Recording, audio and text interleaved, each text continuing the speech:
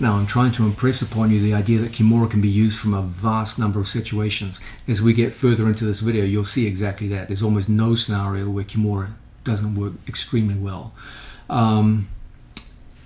One critical learning area, we've just seen side Kimura, which I believe is one of the very best, if not the best, method of starting your Kimura game. It's an incredibly easy way to understand exactly what you're trying to do mechanically and tactically to get the win. Another critical starting situation is the so-called dorsal Kimura. Okay, this is a name that I use with my students. When I make up my own names, usually I use traditional names for given moves. If there's already a name out there that's widely accepted, I'll almost always go with the widely accepted or traditional name. When there's no name for a move, I have to make up my own. Some days I'm good, some days I suck. And this is one of the days that I suck. I use dorsal Kimura. Why? When my opponent lies on his side and his arm is up in a Kimura position, it resembles somewhat the dorsal fin of a shark in this position. Sorry, it was the best I could do. Now, in situations like this, obviously there's a huge potential here for Kimura, okay? But there's a problem. Yes, there's a huge potential for Kimura, but there's also a huge potential for Mateus to resist me, because it's so easy from here for him to lock his hands, or to tuck his hand inside his own thigh, or to grab his own belt, his pants, etc., etc. There's 1,000 things he can do to make it very difficult for me to take what I want to do, which is to put Mateus's hand behind his back. Remember, our primary initial goal in any Kimura situation is to get the hand behind the back. That's one of the single biggest mechanical advantages you can enforce over another human being. Okay, you want to make a strong man weak, put his hand behind his back. He's weak now. Okay, you put his hand in front, now he's strong again. Okay, so one of the guiding insights behind the whole Kimura system is just this anterior-posterior dichotomy. I always want, whenever I can, this. He always wants this. Okay, we start to get a sense of this central problem. This is the central problem of the Kimura system. How to keep my opponent's hand separated and prevent him from reinforcing his hand either with his own hand or some other part of his body or his clothing. We need to be able to first convert this dorsal position into a stronger braking position. Why? Well, the truth is the dorsal position is a good braking position, but it's not quite as powerful as the one we just looked at, the side position. We don't have that ability to use that diagonal line of power. There are some other considerations also. Whenever I'm in a situation like so, working with Kimura, I'll demonstrate it without sitting on top of my opponent's head for demonstration purposes, but I should be locked over his head and shoulders here. Whenever we work in situations like this, in a dorsal position, even if I did separate my training partner's hands by some method here, there's a limit to the degree to which I can impart a braking force on my opponent, because my body can't rotate towards the power line. Okay. In addition, it's relatively easy for my opponent to post hands on my knee, for example, and push his whole body out, and then start to turn into me and even threaten my arms here with arm locks, etc., etc. Okay. So you have much less control of your opponent's head, even in situations where you're really squeezing your knees together. But the biggest problem is it's really hard for me to use pull dominant Kimuras from this position. Whenever you're working from a dorsal position, it's so hard to truly get a strong pull here, and you almost always have to end up pushing the hand around the corner, and you end up with push dominant Kimuras, which are mechanically less sound than pull dominant Kimuras.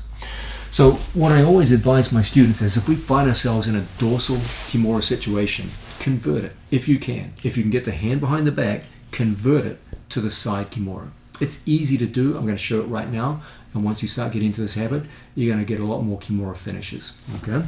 So here I'm starting with what looks like a pretty good situation, and I've managed to get Mateus's hand behind his back. But when I go to finish from here, I'm reduced to a pushing motion. And now it's pretty easy for Mateus to post his head on my knees and then push his head out of here, and before you know it, you're in an uncontrolled situation. He can start spinning his body around here and escaping the move, and even threaten me with arm locks in this position. Okay, so there's a potential problem here. So what I generally recommend is, if it's time to break someone in a dorsal position and you can successfully get the hand behind the back, go through into the mechanically stronger side position. Okay, the way we're going to do that is we're going to take our training partner's hand, and they're going to take the elbow and connect the elbow to my armpit. Okay, so I take his elbow and connect to the armpit, and as a result, when I put the hand behind the back, it goes all the way up to the scapular muscles. I don't want to bring the hand to the lower back. Okay, that's never a good thing. So first things first, elbow to armpit, and I bring his knuckles to his scapula. That puts a lot more stress on the man. Okay, now from here I take my 2 feet and I windshield wiper, and I turn with my chin in front of his shoulder so that I can take my elbow over his body. I never want to go down with my elbow in front of his body. That's going to result in a clumsy looking face plant on the floor and a very poor finishing position. So I take my elbow over and I go to my elbow. Once we post on the elbow, I take a big step across my training partner's body, and that puts me precisely on the power line, and now we get a truly devastating finish in a matter of seconds. You've gone from a position which has some degree of control and decent finishing mechanics to a very controlling position with potentially devastating finishing mechanics. Let's have a look at it one more time. So here we are, we're in a dorsal position here with the Kimura, and we successfully bring the elbow up, and we bring the hand, the back of the hand, to the scapula. I make a turn by picking my feet up and turning just like so. I take my elbow and shrug the elbow over the hip.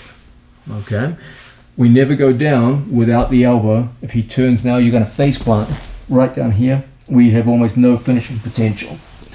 So from this position, that was a pretty good face plant, wasn't it? From here, I take my elbow and I go over the top, and it's the elbow that takes the fall. Okay, now this is a decent finishing position, but you can see it's going to degenerate into a push because he's not flat enough. So I push my pelvis forward, I come 1 and 2, and off that big step with my legs spread 90 degrees, I go elbow to elbow, and even in a matter of millimeters, I can get an effective break on my opponent. This is the single most desirable transition from a dorsal Kimura into a strong finishing position, converting dorsal Kimuras into a traditional side Kimura where we can take advantage of the power line to create a strong mechanical break. Now we're looking at Kimura performed from a dorsal position. We saw how to convert a dorsal Kimura into the mechanically stronger side Kimura situation. We can take advantage of the power line and get very, very strong breaks. Now, one of the main reasons why I'm bringing the dorsal Kimura in at this early opportunity is because it gives rise to, in a very clear, obvious fashion, the central problem of the Kimura system. You guys know I'm a big believer in this idea of a central problem, that for any given position that we find ourselves in Jiu-Jitsu, there's always at least one central problem that motivates the actions of the two athletes as they work against each other. In the case of Kimura, the central problem we face is, how am I going to take my opponent's hand and put it into a mechanically weak position behind his back? Your athlete, your opponent, knows that hand going behind the back is a serious, serious problem. So they will do everything they can to ensure that the hands stay in front in a mechanically strong position. Many of them will lock their hands. Some of them will grab their own clothing. Some of them will put their hand inside a thigh, or even just a hand on their opposite hip. All of these are effective ways of reinforcing the threatened arm. If the arm is unsupported, it's very easy to put it around behind the back. But if the hand is supported by a thigh, clothing, hip, stomach, or another hand, it's suddenly very, very difficult to get it behind the back. Ultimately, we need to be able to deal with situations where you cannot get the hand behind the back, because that's going to happen a lot of the time, especially as you go up through the ranks and you're dealing with better and better opponents. Nonetheless, there are some simple tricks that we can employ early on in the game which will take a reinforced hand and enable us to put it behind the back. let's have a look at some of these simple tricks now. We'll start off, actually let's turn in this direction so people can see some of the details here. Okay, we're going to start off in a dorsal Kimura position, just like so, okay? And our opponent is going to go through the various positions in which he can reinforce his hand. We're going to start off with probably the most commonly seen one, where Mateus is going to lock his hands tight, and from here, as a result, I'm having a very hard time getting the hand behind the back, okay? First thing we're going to assess is, what is the position of our opponent's bottom elbow? If the elbow is locked in tight to the body and there's no space between the bicep and the ribs, that's one problem. If there's exposure of the elbow and there's space between elbow and ribs, that's another problem. Okay, let's look at how we deal with these. We're going to start off in a classic Kimura type situation like so. Okay, from here I'm going to hold with one hand, elbow to elbow, and I'm going to pinch his elbow tight to my armpit and chest. Okay, I can relinquish a hand periodically in these situations. So here I have a Kimura locked up, and then I just lock it in by framing like so. I don't want space. If I leave space here, my opponent can easily withdraw the whole arm and escape. So if I'm going to release the push hand, you better be sure that the pull hand accommodates this and locks it up tight. Okay. As a result, I can post my hand here on the floor and place my knee in and over my training partner's bicep. Then when I relock, we're going to use this wedge of our shin to take our training partner's elbow up like so. So the elbow goes over the shoulder line, and from here I can put the knuckles in behind the back, and we're in the perfect position now. Put an elbow on the floor, beat the shoulder, and end up in a strong finishing position. So this would be one simple tactic to deal with this problem. Now, an obvious counter for this is for my opponent to take the elbow in, so there's no space for my knee to work. Okay. In situations like this, as we lock up here with our training partner, I now find myself unable to just put my knee on top in a meaningful way. So I'm going to unlock my hand like so. I'm going to put my hand through and around, and I'm going to put my hand on their thigh and lever their arm out. And I'm going to deliberately expose my training partner's bicep. Now as he locks up tight, we do exactly the same thing that you saw previously. I push down with my shin, pull up, and we get the hand behind the scapula. We come down to an elbow, set through, and we're in a strong finishing position. So once again, if my opponent is naive and he has the arm out, there's not much work that needs to be done. I just need to come in these situations, unlock, place my knee, and we're ready to go. If my opponent is perhaps a little more tactically aware and we have to work in this position, I will thread my hand through the Kimura and open the space that I need to get into a potential winning position. Okay. Another common problem that we see in these situations is my opponent will take his hand and put the endangered hand inside his own thigh.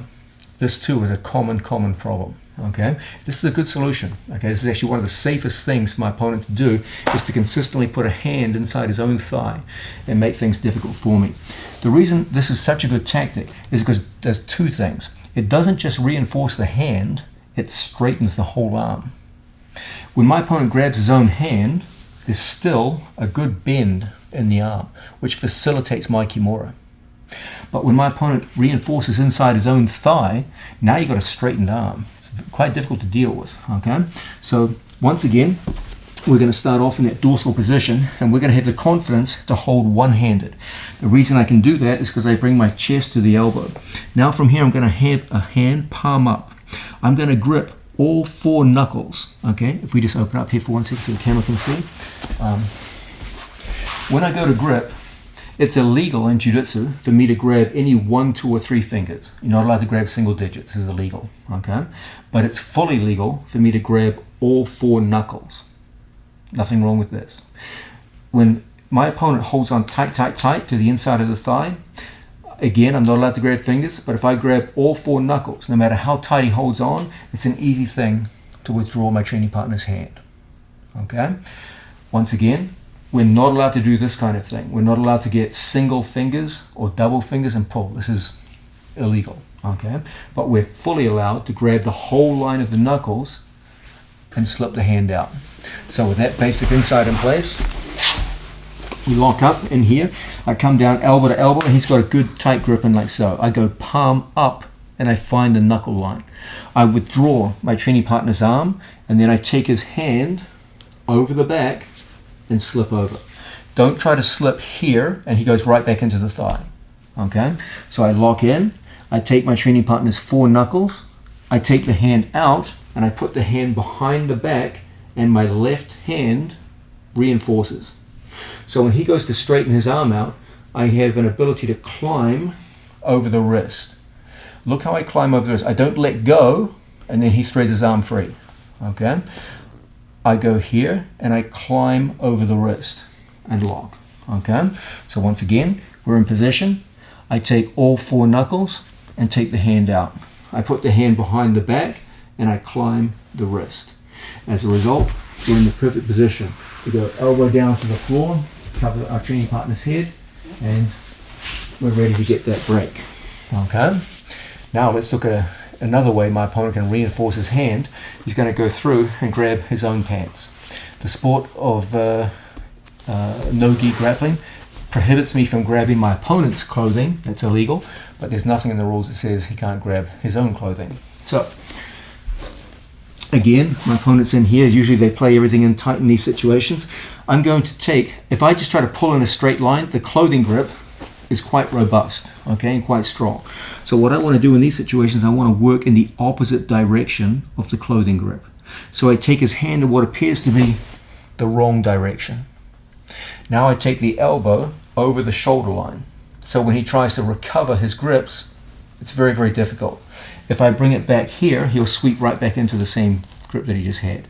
So first things first, we take the hand away from the clothing out here.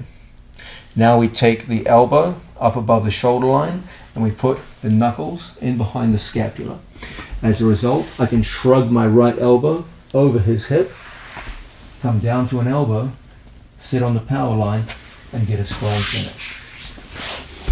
These are some simple expedients to get around these common problems.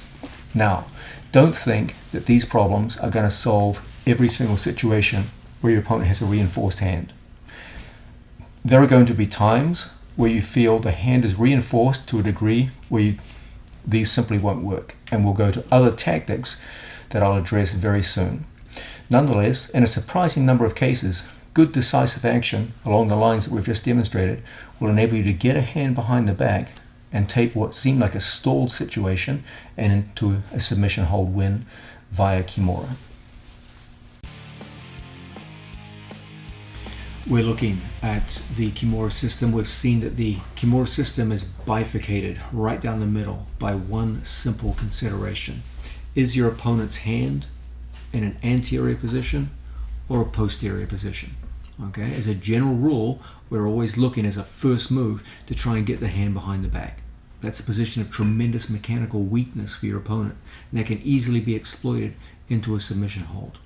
But we're being realistic too. Against someone your own size and your own skill level, it's hard work to get the hand behind the back. They're anticipating Kimura, especially if you have a reputation as a Kimura specialist. They're going to do everything they can to keep the hand reinforced in front of their body. An obvious question here is, what do I do in situations where I cannot take a reinforced hand in front of the body? We have essentially a 3-step means of dealing with this scenario. The first of these, and one of my particular favorites, is to incorporate my legs into the Kimura. Kimura is traditionally seen as my 2 hands against my opponent's hand. However, it's very easy for us in situations where he's locked his hands together or reinforced a hand with one of his own legs, etc., etc. It's easy for me to use my legs to create a big strength advantage in my favor. As a general rule, the legs are significantly stronger than the arms, and I can take advantage of this anytime I'm working for a Kimura. What we need to do now is to bring in 3 new methods of Kimura, all of which directly use the legs to gain their effect. The first of these, and one of the most important in my opinion, is the so-called cross Kimura. I'm going to demonstrate a cross Kimura now. We'll have Mateus with his head here and feet out here.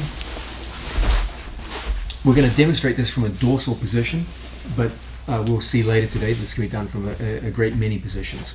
We're looking at a situation where Mateus has his hands locked with each other, and as a result I'm just unable to get the hand behind the back. Okay, in these situations I can post a leg on my training partner and throw my foot from one side of his body across to the other.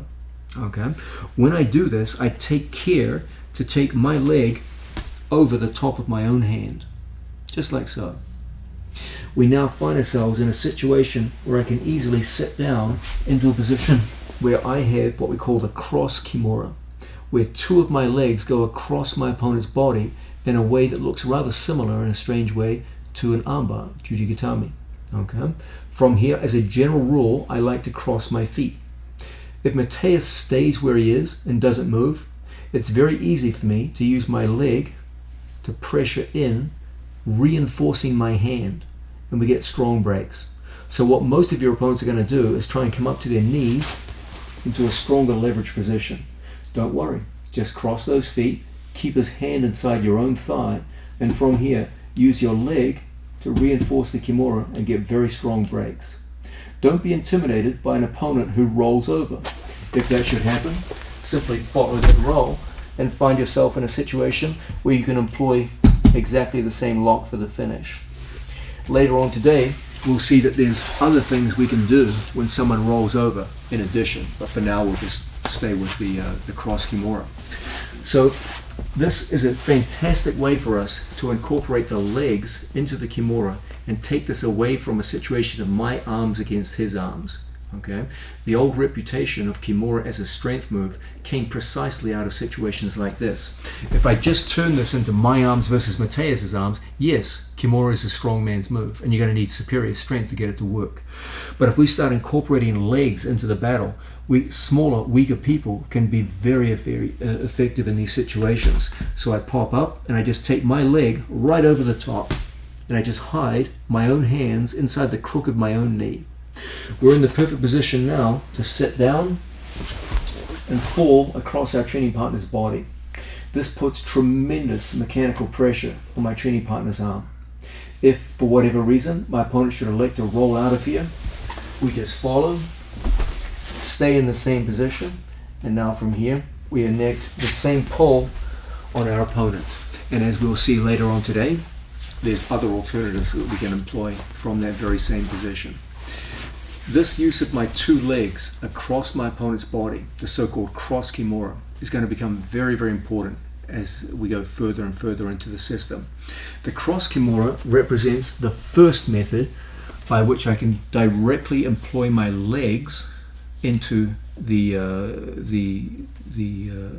kimura finish and greatly strengthen my finishing potential.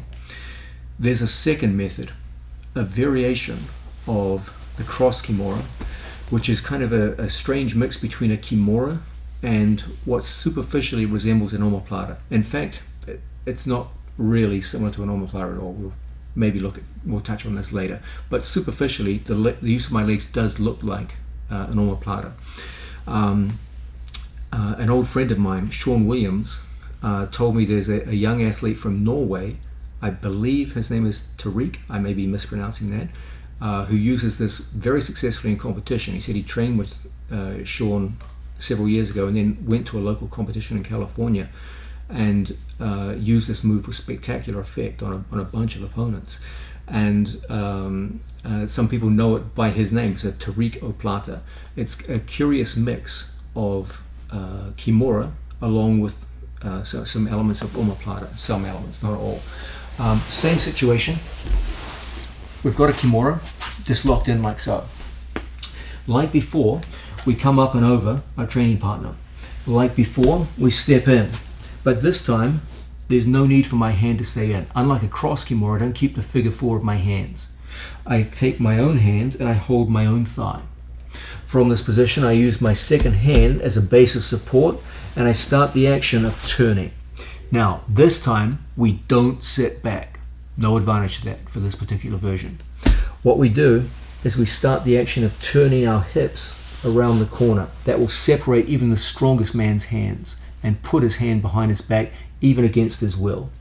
I like to close one leg extend the other, and off that extension we get a very, very strong finish. Now, one last detail to this move. Don't be satisfied just with extension. You'll finish a lot of people just with extension, but there's always going to be that freaky Gumby guy that you have to go the extra distance. In these situations, I turn my hips. My hips turn in a circle towards my training partner's head. Okay? So I extend the leg and then turn the hips. And you get fantastic braking pressure. Okay? The strength of your legs will take locked hands and put them behind the back. It's very, very hard to stop. Okay? Now, this Kimura Plata has some advantages over cross Kimura. Your body is more upright and you're more dominant on one side of your opponent's body. Okay? You're inherently more stable because you have a hand on the floor. And because you have an extra hand for stability, as you roll through, you have an easier time keeping a good head position above your opponent's head. Nonetheless, there's pros and cons to each. I personally tend to use the cross Kimura more, but both of them are highly effective. Let's have a look again at this curious mix between Kimura and omoplata, often referred to by a very successful user of it, the Tarika Plata. We get a hold of our training partner's arm, just in like so. I turn to a slight angle and step my foot over the top. I withdraw what would be my pushing hand. My pushing hand is now replaced by my leg. The pushing hand becomes post hand for stability. From here, I bring the legs back. I don't want overly extended legs in this position. That's a disaster. We want contracted legs, like so. This gives us an ability to first push to separate his hands. The push separates the hands, but it's the turn of my hips around the corner, the turning action, that does the braking. Okay? Inflexible people can be finished by a push, but you'll see that Mateus can accommodate the push of my leg, but he can't accommodate the turn of my hips. Okay? So it's the turn that does the work. As before, we always want a pull. We want a pull dominant finish, not a push dominant finish. We bring everything in and the pull does the work. As I turn and lift the elbow, we get that very, very strong finishing position. Let's quickly contrast the idea of a cross Kimura and this Kimura Plata. In cross Kimura, I keep the figure of four. My hands don't change. So we lock in and we just step right over the top and everything stays on board. As a general rule with cross Kimura, we typically go to our buttocks to finish. And from here, we use the strength of our legs to separate the hands and finish our training partner. This stands in contrast with Kimura Plata, where I step over the top and withdraw and lock. Then with two contracted legs, we start an action of turning, rolling, and off that turn, we get a strong pulling finish. So these are two classic ways in which we can use our legs to greatly facilitate getting the hand behind the back into a winning position. Now it's time we look at a third. One of my absolute favorite ways to incorporate my legs into a strong finishing Kimura is to use Senkaku, the triangle, as a means of locking up my opponent's head. Earlier in this video, we talked about the idea of a trinity of power, and one of the keynotes of powerful Kimuras was the idea of trapping our opponent's head. If you can trap the head, you take away a lot of the play and wiggle that your opponent will use to loosen a Kimura. When I'm in a dorsal position, we can often use Yoko Senkaku, the side triangle, to lock up my opponent's head and go into a devastating double Kimura finish. Because your opponent's head can't move, the finishes from here are extremely tight and intimidating. Let's look at a situation. We'll have Mateus in this position here so you can clearly see what's going on. I may have to turn my back to the camera to demonstrate this. My apologies. From a situation where we start off like so, I'm going to take my knee inside my training partner's leg and start pushing and separating. I'm going to turn, and my opponent takes his arm underneath and goes to relock his hands so that I can't get the Kimura to work. I'm going to thread my hand through. I'm going to come down to an elbow, and I'm going to bring my legs close together, lifting here underneath my training partner's armpit. I'm going to take my second leg and pass it through. I'm going to come back to my Kimura and lock it down, just like so. I'm going to turn my body up so that my two legs go in a straight line, and we're going to relock our triangle. From the relock triangle, you have first and foremost a stranglehold. The triangle itself is very tight, okay? But you have two beautiful Kimuras here. We're going to take a thumb post on our training partner's wrist. I'm going to push on my training partner's arm. And because the head is trapped, we get a fantastically strong Kimura. I can also switch and make an even tighter Kimura through a push-pull. So the far arm can be broken just at the wrist alone, or at the wrist and elbow. The only way my opponent can save himself is to grip here with his hands. Okay? When I see that, I attack the hands by pulling what appears to be the wrong way and putting the hands down on the floor. I unlock my triangle, switch my base, and we end up precisely positioned on the power line that we talked about earlier. And as a result, we can quickly go through into a breaking finish. Okay?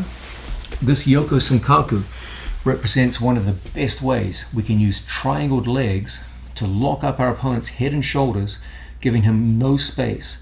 And as a result, the Kimura attacks come on incredibly quickly and feel shockingly tight, creating very, very strong breaking leverage.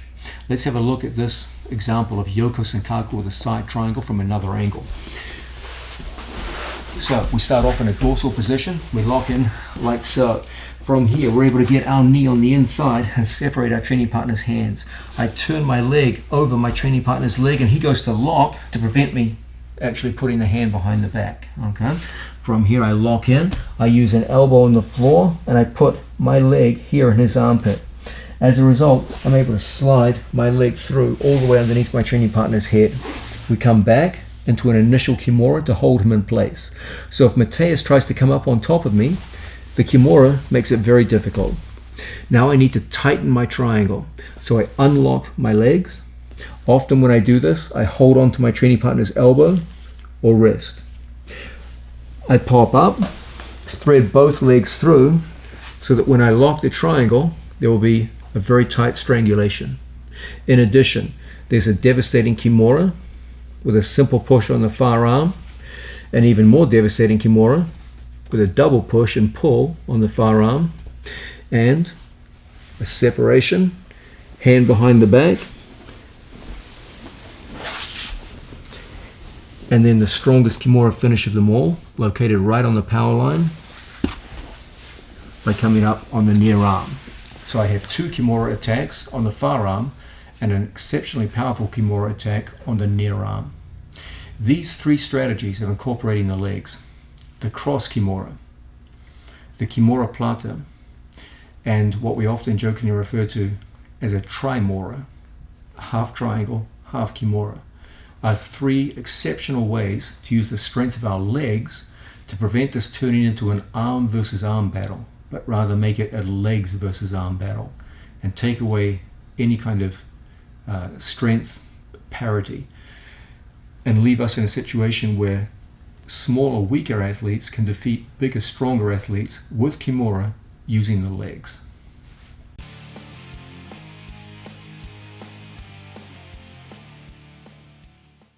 We're looking at this central problem of the Kimura system. The central problem can be stated incredibly simply. How are we going to take our opponent's hand from a strong anterior position to a weak posterior position?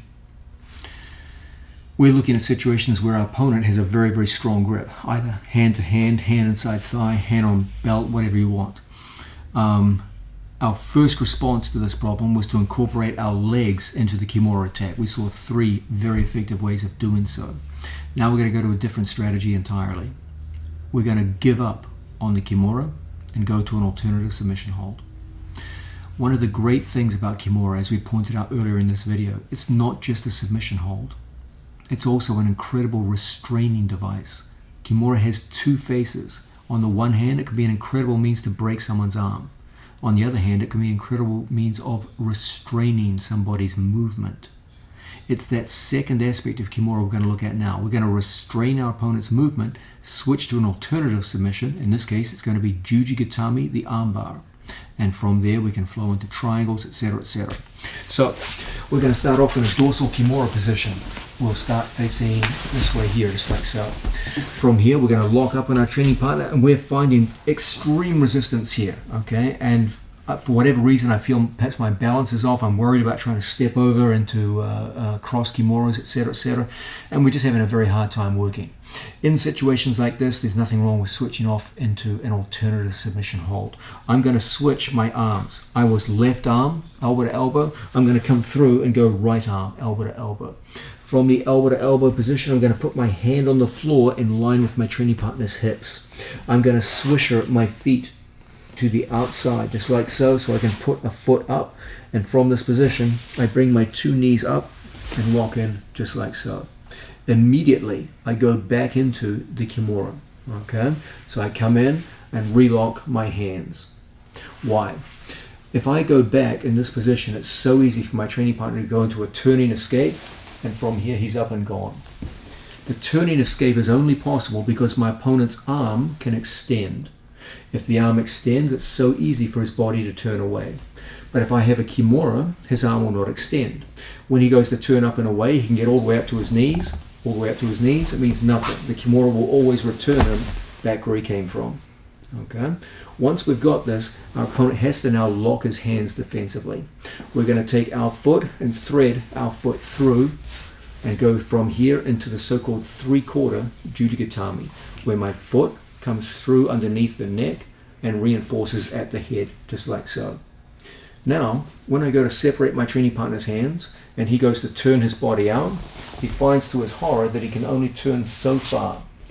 Even if he gets all the way up towards his knees, the control of the head and shoulders means we can easily straighten the arm out and get into a strong finishing position.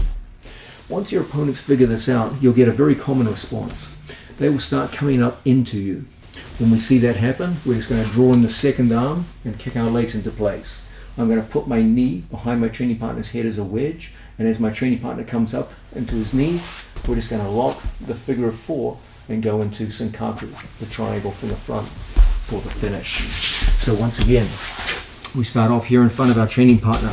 We're in a good position now to try and separate the arms, but we find we're unsuccessful. We use a switching elbow method. My hand's always up. The lower my hands, the more my opponent can start swimming his arms around. So we bring our thumb up to our own sternum. We put our hand down on the floor, and I pick my knee up. So that as we go to sit down on our training partner, we've got excellent control. We go elbow to elbow, and we pin his hand to his own rib cage. So that even now, if he tried to get up and go, the Kimura would at least hold him in place. Again, Kimura as a restraining hold rather than a submission hold. I pass my foot through. We can go to a regular Juji Gatame, or the preference that I have, to feed the leg through and switch into the so-called three-quarter Juji Gatame. When we have a three-quarter Juji, don't have extended legs.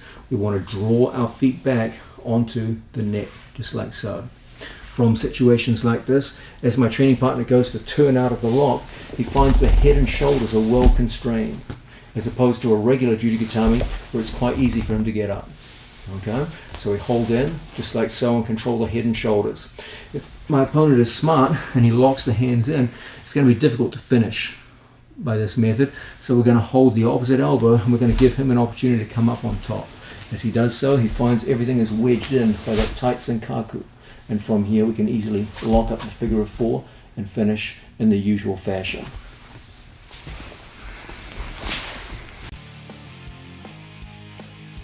We're looking at this idea that there's a fundamental parting of ways in the Kimura system depending upon whether I get the hand from front position to back position. There's going to be times, a lot of times, where you can't get the hand behind the back, and we're dealing with this now. We've seen our first strategy is to incorporate our legs into the Kimura. That's one great way to work. A second way we just looked at was to, as it were, switch to another submission hold. We looked at Jujigatami, the armbar, and the triangle as alternatives. Another way is to switch to a completely different position, to use Kimura not as a submission hold, but as we said earlier, as a restraining hold, and using that restraint to switch to an entirely different position, and in what we do, to a different system of attacking. One of my favorite things to do is to convert any given Kimura into the back position. As you know from earlier videos that we've produced, the back is my favorite position in Jiu-Jitsu. Nothing else offers such a clear example of dominance in terms of what I can do to my opponent versus what he can do back to me. So let's look now at a dorsal Kimura position where you just couldn't. You tried your best, you just couldn't get the hand behind the back. You, for whatever reason, didn't feel like throwing legs in was a good idea, and you didn't want to switch off into Jujigatami. You want to go towards your opponent's back, the favorite position, and switch from a Kimura system into back system. Let's have a look how we might do this. We'll start off, as we did before, in a dorsal Kimura situation, just like so. Now, from here, we have that Kimura locked up, and we're just completely unable to get the hand behind the back. So I'm going to come down so that my chin goes lower than his elbow. For the move that we're about to look at, I cannot have my chin higher than the elbow. So we bring the chin down, and from here I'm going to turn my hand, palm up, just like so. We're going to start walking around behind our training partner. I'm going to use my forearm and elbow behind his head, and I'm going to walk past his shoulder line and drive across in this direction here. Okay. Now from here I put a wedge behind my training partner's back, and I put my shoulder down below his head, so that we're ear to ear. If my head is away, it's hard for me to reach his hand. But when my head goes ear to ear, it's very easy for me to go across and reach his hand. Now we have the figure of four grip. We have a Kimura with the arm. As a result, I can drag my training partner in. At this point, he will have to start locking his hands. Otherwise, there's a simple arm lock here. I bring my foot in close and pass my foot across his body. I bring my second leg out, so now we have two unweighted feet. At this position, you're on your opponent's back. It's a very easy thing for me now to make one of two great choices. I can either hook my foot into his thigh and then lift so that my body falls across my opponent, and I find myself in the perfect position to lock an initial body triangle. From that initial body triangle, I seize my training partner in double straight grips, as we did in the back system. From here, I use a pass off to gain control of my training partner's wrist. When he tries to peel my wrist off, he gives me an easy double cross grip. When he goes to pull away from these grips, it's frustratingly difficult. And it's fairly simple for us now to use our leg to go over the top and hook. Now I come back, I secure the knuckle line, holding my opponent's palm into his chest. So when he goes to pull his arms free, it's a shockingly difficult thing to do. And from here, we walk through and we end up in the perfect strangle position. Demonstrating this time facing in this direction. So we start off here in front of our training partner. We're in a fairly conventional type Kimura situation. We can't get the arm in. I bring my chin down, I post, and I open my knee and walk around. We put pressure as I guide behind my opponent's head with my arm. I put pressure forwards and I bring my ear to his ear. And as a result, we can quickly lock up a Kimura that incorporates his head as well as his arm. As I drive forward, I put my knee up and slide my knee and elbow in close together. I pass my foot across the opposite side. I take my second leg out, and as a result, we end up with two unweighted legs. It's very easy for me now to hook my foot into my training partner's hip, lift, and put my body directly into the body triangle position. From this position here, I get a hold of both of my training partner's two hands at the knuckle line, like so. I use a pass off to secure his secondary defensive hand. As he goes to peel my hand off, he gives me the primary defensive hand. And from this position, it's very easy for me to go around the corner and put my foot behind his spine. Now we secure the knuckle line. When Mateus goes to pull away from me, it's surprisingly difficult and relatively easy for us to go through and into a successful strangle situation. Alternatively, we can use another component of the back system, the Ushiro Senkaku, or stranglehold with a triangle from the back. Just like before, we'll start off in that same dorsal position that we saw. Like before, we're unable to get the hand behind the back, chin level drops, there's the initial turn. From here, everything drives through in this direction, my bicep in behind the head. When I go ear to ear, it becomes quite easy to get a hold of my training partner's wrist. Just like before, we sit down. Just like before, we bring the leg across. Just like before, we bring the leg out, so we have two unweighted legs. But this time, no matter how tightly my opponent holds on with his arms, nice and strong, Mateus, from here we're going to put 2 feet around our training partner's wrist and separate the hands. We put our foot into the armpit. From here, I bring his elbow to my armpit. I bring his knuckles onto my chest and sit back. When we fall with our legs kinked, just like so. Even without a triangle, when Mateus tries to spin out, it's incredibly difficult. Now from here, we lock an initial triangle, hand assisted, and put our shoelaces behind our training partner's lat muscle. We keep the knuckles connected to our chest. As Mateus tries to work his way out of here, it's incredibly difficult. And then a simple squeeze of the legs creates a very strong strangulation effect. Once again, from an initial start, just then like so, we feel we're unable to separate the hands successfully. So we're going to switch from Kimura system to back system. I bring my chin down, turn, lock the back of the head, come up to my knees and get my ear to Mateus's ear. We lock the figure of 4. We sit down. We take our first foot across the line of the belt. We take our second foot out, and we have 2 unweighted feet that move very easily onto our training partner's wrist. We separate his hands. We put our foot into the armpit. Our first thing from here is always to connect the knuckles to the chest, so that when I fall to the side and kink my legs, even if Mateus should try to spin out from here, it's a very difficult thing to achieve. We lock an initial figure of 4, and then we hand assist it. Off the hand assist, my foot goes behind the back. We connect both arms so the knuckles are at the chest. As Mateus goes to turn out, it's so difficult. And from here, the squeeze of the legs makes for a beautiful finish. Using these simple methods, we can go from a failed dorsal Kimura, where you couldn't get the hand behind the back, and make a switch to an entirely new system, the back system.